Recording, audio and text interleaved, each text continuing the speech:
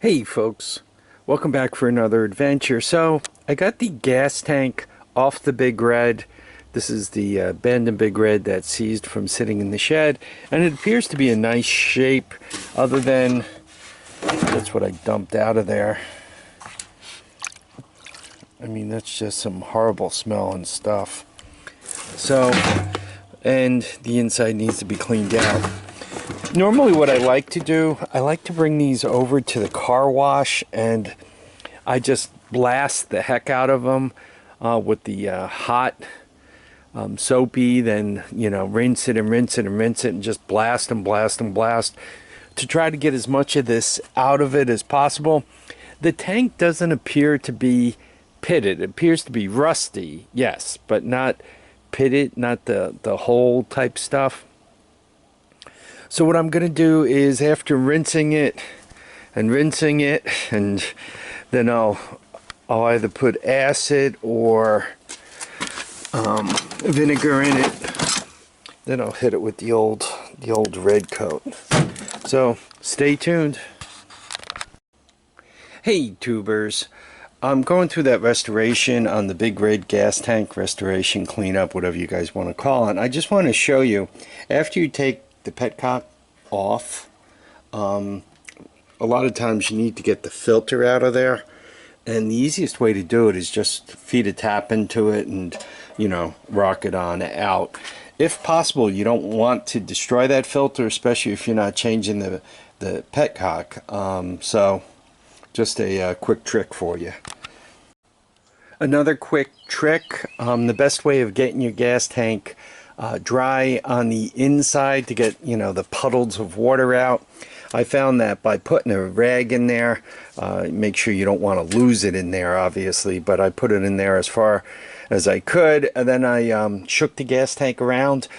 You know, typically you hear water splashing. All that water moving around kind of gets picked up by the rag.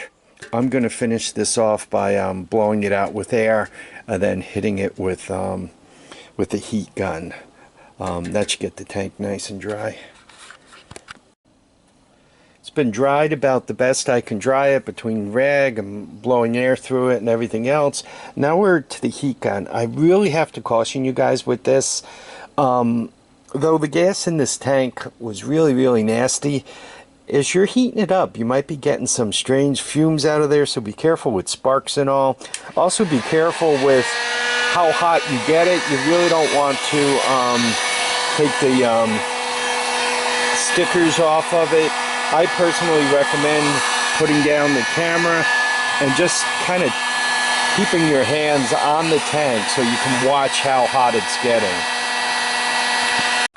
Tank has been pressure washed, shook dry, blown dry, rag dried, hot air gun dried. I've done everything I can to get it nice and dry, and let me show you what I have, and let me tell you what I'm thinking.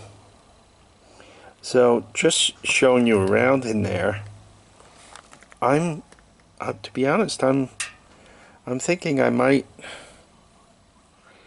not even bother sealing this tank. The problem with sealing, once you kind of seal a tank, you can't do too much more with it. And quite honestly, this tank is really looking pretty good. Doing a better job talking about it than I am showing you, but quite honestly, I think I'm just going to rinse it out with acetone a couple of times and call it good. Why am I not sealing it? It's not because I'm cheap. I already own the red coat. The reason why I'm not sealing it is because you can't go backwards. Once you do that, you've done it, and that's where you are. I think I could get away with this tank, given that it has no leaks, of just running it through the normal petcock system, the fuel shut-off valve system, and a fuel filter, and kind of keeping an eye on it like that. Yeah, it really still nice and toasty warm as I put my hands near it. It's really in pretty decent shape. Maybe if I come in like that, I don't know. It's kind of like I'm trying to put the flashlight and the, I mean, I think you guys could see it's really in pretty nice condition. So yeah, I think I'm just going to give it an acetone rinse and use it as it is. So this is ready to go on the Big Red again, and I have the air filter and battery.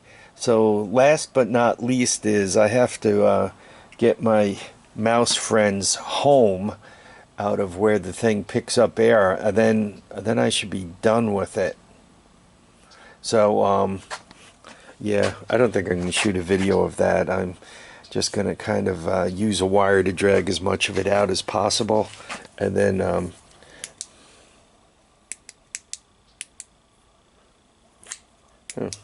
there we go. And then go with it that way. So I spent a lot of time talking about the gas tank.